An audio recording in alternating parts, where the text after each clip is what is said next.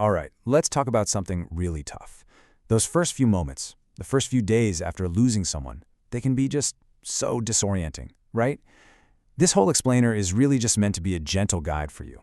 Think of it as a steady hand to help you figure out what actually matters when it feels like your whole world's been turned upside down. Look, right now you're probably in shock, maybe feeling a little numb, and I just want to say that's completely 100% understandable.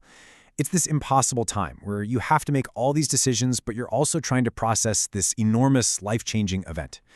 So what we're going to do here is just break it all down.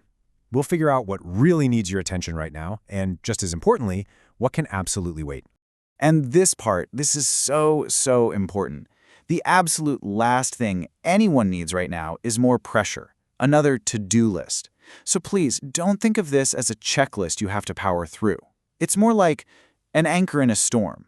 The goal is super simple. Let's handle the few things that have to be done while fiercely protecting, the space you and your family need to just grieve and be together.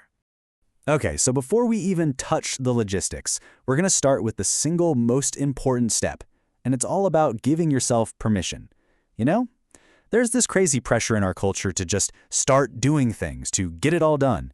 We're here to tell you to reject that, just for a little while. Push back against that pressure. So how do we do that? Let's make it real. Let's make it tangible. Just 1 hour. That's it. 60 minutes before you pick up a single phone, before you make one decision. Just be present. That's all. Sit with your family. Hold hands.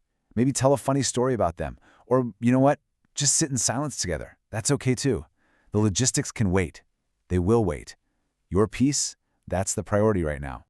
All right, so once you've had that moment to just breathe, we can turn to a few of the necessary tasks. We like to call these the logistics of dignity, because really that's exactly what they are.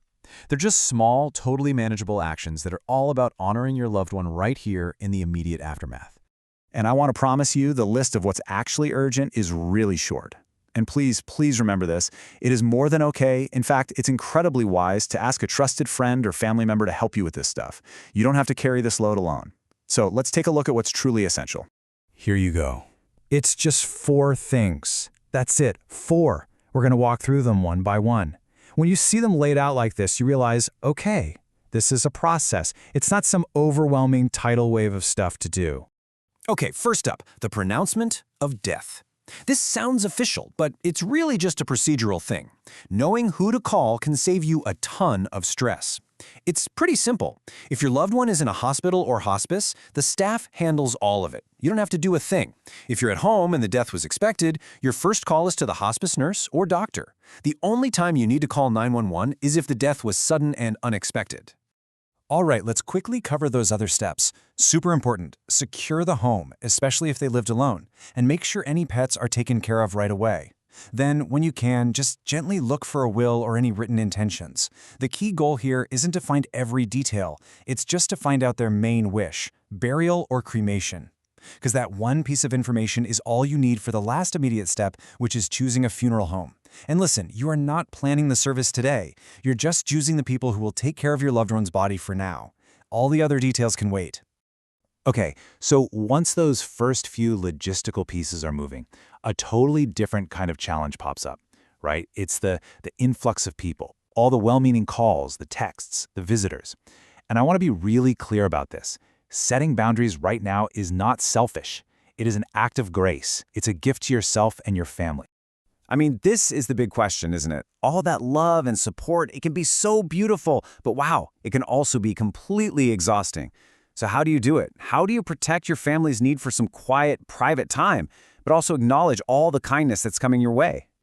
Okay, here are 3 really practical, kind of brilliant strategies. First, designate a point person. Pick one trusted friend who can handle all the calls and texts. They can be the one to send out updates so you don't have to repeat the story 100 times. Second, create a sanctuary space in your house. Maybe it's the living room or a bedroom. It's a zone where no planning talk is allowed. It's just for quiet and connection. And third, this one's huge. Direct people's desire to help. When people ask what they can do, don't just say we're fine. Give them something specific, like, you know what would be amazing? Could you help organize all the food that's showing up? It lets them help in a way that's actually helpful. All right. Now, when and only when you feel ready, you can start to think a little bit about how to honor their life. And guess what?